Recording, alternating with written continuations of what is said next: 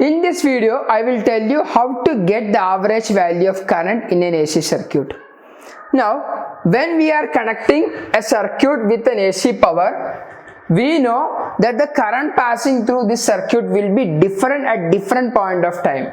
So the moment we switch on the circuit, the current value that passing through the circuit will start increasing from 0 and that will become the maximum value in one direction. Then that decreases all the way to 0. Then the current, so initially if the current is going in this direction, it will start increasing from 0 and becomes the maximum value. Then decrease in the same direction till it becomes 0. Then after that, the direction of current will change and that will just be the opposite of the initial value, and that will increase to the maximum value in the opposite direction and that will decrease to 0. Okay, now if someone is asking what is the current passing through that circuit, I should have an average value. For example, let's say I have a class. In that class, score obtained by different students, say for example 5 students in physics, if it is 40, 60, 70 and 80, then I can represent that class with a score that is nothing but average of the score obtained by these 4 different students. That is nothing but 40 plus 60 plus 70 plus 80 divided by 4. Now I know that the score of different students are different, but that class represents an average of this much in physics. A different class will have a different score and different class will have different score. So thereby I can say that this class has got highest average score compared to the other class, and I can have a comparative study. And if someone is saying in this way, they can analyze the score of different classroom. So similarly, if I have a different, I have an average value of current that can be a representation of this AC output, then that would be better to represent as a rated value across different AC circuit. Now, see, if I am taking average of this current in the same way as we have taken for the score obtained in physics, what would be the value? Okay, I have to add all the value of current. So I am going to take 5 different points. One is this, next one is this, next one is this, then this, then this. Now, how to get the average? I1 is one current, I2, I3, I4, I5. Now, here also I am going to do it in the same way. I6, I7, I8, I9, I10. Have you seen one thing, that the magnitude of current here and here is same, and this is in opposite direction. So when you are adding, this will be cancelled by this will be I2, and I7 will be same as that of I2 and the direction will be opposite. So this will be minus I2. Whenever we are adding, these two will be cancelled. Maximum current in one direction, maximum current in opposite direction. This would be cancelled, this would be cancelled, this would be cancelled. Now what is the problem? If we are just taking the average in this way we have taken it in the case of score obtained, we would get the 0 value. So whatever may be the current graph, if it is in this way, or if it is in this way, or if it is in this way or any way in an AC circuit, when we are taking the average of current, that value will become 0. So I1 plus I2 plus I3 plus I4 etc. till IN divided by N cannot be implemented here because the value will become 0. This is nothing but the average value. So we can't do average value. So next method we are going to implement to get the average is little bit different. I will give a circuit with an AC input. Now the different circuit with the same load. So this is resistance, a load of L resistance. So RL is the resistance of this load, and I am also keeping the same resistance as a load for a next circuit, but this is DC powered. So same thing, this one is DC powered and this one is AC powered. Now, we know one thing, that though it is AC current, there will be a power delivered, right? What is power delivered? From the, let's say this is giving 100 watts power input. 100 watts means 100 joules per second. Now at every second this circuit will consume 100 joule and this will also consume 100 joule. So anyway, as per law of conservation of energy, with an AC input, if we are lighting a bulb, then definitely this bulb will be using the power from the AC input and energy will be consumed.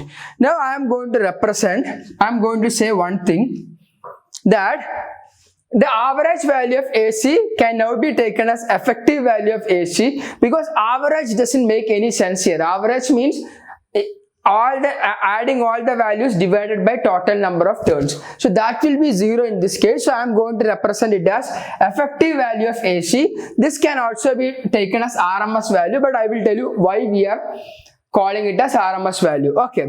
Now effective value of AC is that steady current which do the same work in a given time as done by AC. Now AC, one circuit is loaded with AC and another circuit is loaded with DC. Now I am going to say that I can say that this AC is having an effective value when equal to that value when a steady current is passing through the same circuit doing the same work. Okay, now in this circuit what will be the power taken, work done? Okay, I will first explain that. This is the AC, right? If you are having any confusion, don't worry, this will be clear after this explanation. Okay, now in this circuit we know that value of current I1, I2, I3, I4, I5, I6, I7, I8, I9, I10, I11.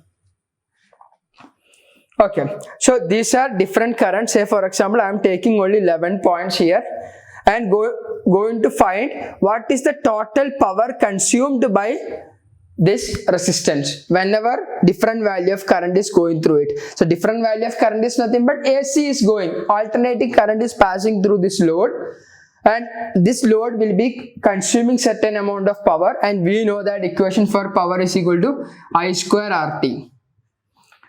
But in DC circuit I can simply take it as I square RT, because the value of current through this circuit will be always the same, and anyway resistance will always be the same, and T is nothing but the time taken. So I am going to consider equal amount of time in both the cases. So I am going to take the time is nothing but the time taken for AC to complete one revolution. So this is the one complete variation or oscillation of AC. So time period T.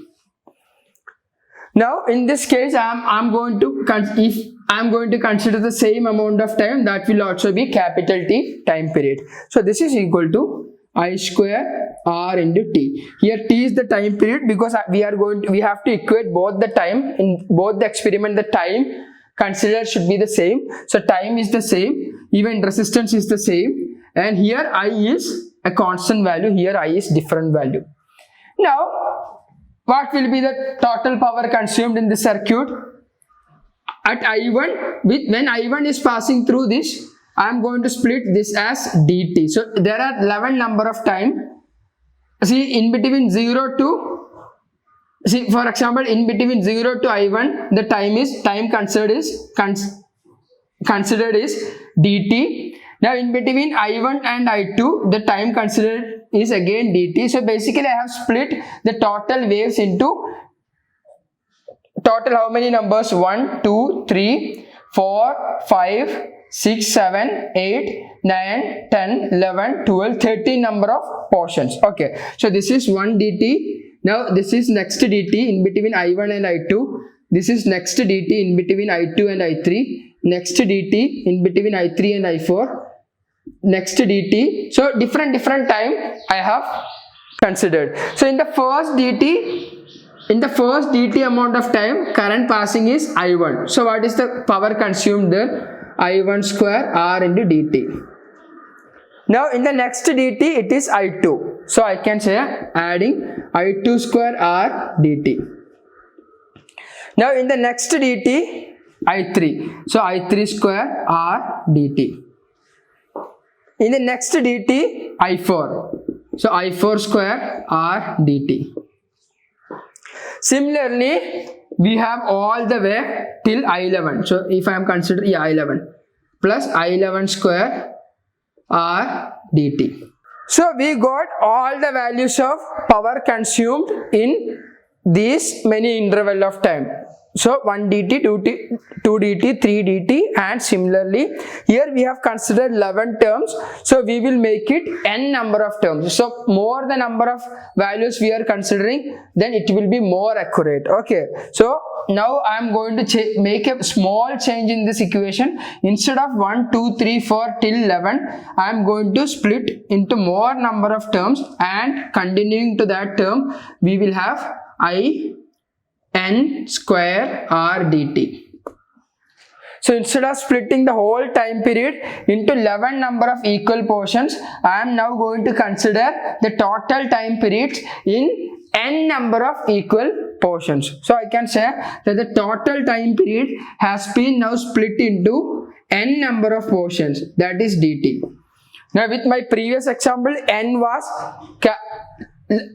11, so t by 11 was my 1 dt. Okay, now in this example, from now onwards I need number n, because 11 is not enough. Sometimes it can be 13, it can be 14, it can be 15.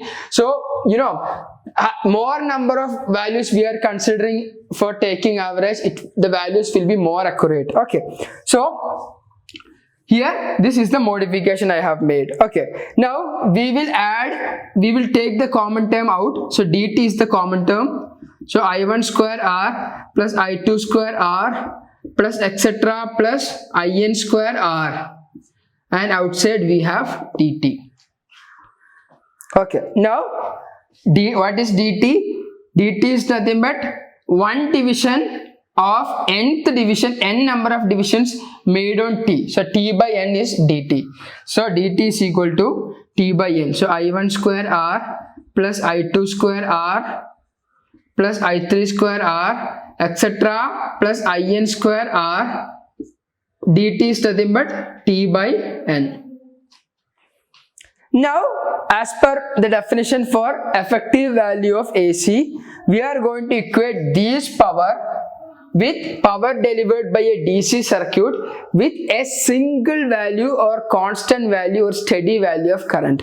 Now with the steady value of current, if power consumed is equal to I square R T, then I am going to equate it with this equation, that is I1 square R plus I2 square R plus etc. plus in square R, and outside we have t by n. So t will cancel, and here I can also take r out. So r into I1 square plus I2 square plus I3 square plus in square etc. plus in square divided by n. So r also will cancel. Now I have I square is equal to, this is I effective square is equal to I1 square plus I2 square plus I3 square plus etc. plus in square divided by n. See, now on taking average, the value will never be 0. Why? We are squaring all the values. So even the positive value square will be positive, and also negative value square also will be positive. So all positive terms divided by n will be a positive term. Okay. So how to get the I effective value? Square root of this. So I effective is equal to square root of I1 square plus I2 square plus I3 square etc. plus in square divided by n. Now what we have done, inside we have mean of squares, right? I1 square plus I2 square plus I3 till in square, and that is nothing but adding all squares divided by n. Then this is nothing but mean. 1 plus, see, this is 40 plus 60 plus 70 plus 80 by 4 is just the mean, but here it is mean of squares, and after doing mean of squares, we are taking the root. So we will add all together in one definition, that is called as root mean square velocity current. Okay, RMS value of current. We had root mean square velocity in the case of kinetic theory of gases. There also we have found out the RMS value, because velocity of different molecule can be positive and negative. Because if one molecule is moving in this direction, there is a possibility that at somewhere one molecule will be moving exactly the opposite and cancelling the velocity, because velocity is a vector quantity. So we have found out the root mean square so that all the values will be positive. Similarly, here all the values will be positive, and this is root of mean of square, so RMS value of current. I effective is equal to RMS value of current, and in the next lecture I will give you the value of RMS value of current in reference to maximum value of current. Okay, now from now onwards we would represent an AC output with an RMS value of current. So effective current will be RMS value of current, and effective voltage will be RMS value of voltage. Okay, so from now onwards, if someone is saying that in an AC circuit, if a value 20 ampere is passing through the circuit, it does mean that it is the RMS value of current. It's not the average value, it is not the maximum value, it is RMS value of current. So 30 ampere in a circuit means 30 is equal to RMS value of current. Okay, thank you.